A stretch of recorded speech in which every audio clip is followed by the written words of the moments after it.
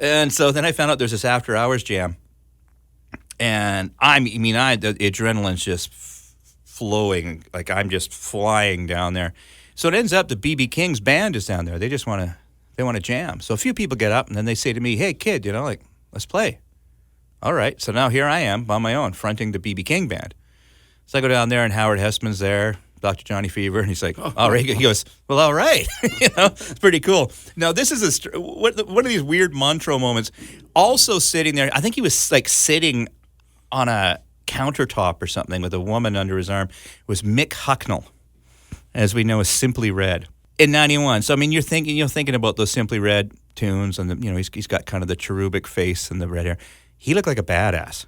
I mean, he had dreadlocks and a lot of ink, and he was pretty refreshed, I'd say, at the time.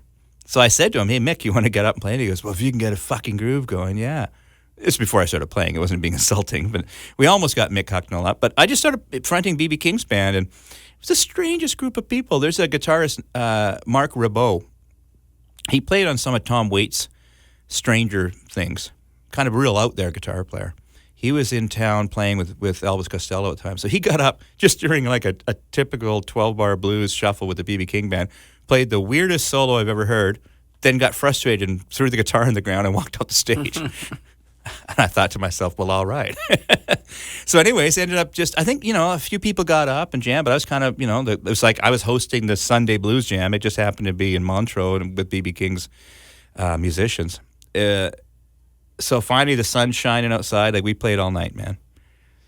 Go back to the hotel, the Swiss Majestic, and have a bit of muesli, little breakfast, and I couldn't sleep. I mean, I was just sitting on the edge of my bed. So I remember phoning home and trying to, with whatever the time change, everyone was probably at work or something. And I just wanted to talk to someone and say, man, I played with fucking B.B. King last night and Otis Rush. And it was just insanity sauce. I couldn't believe how cool it was. They still do the Montreux Jazz Festival now, and it's, of course, much, much, much, much more than just jazz.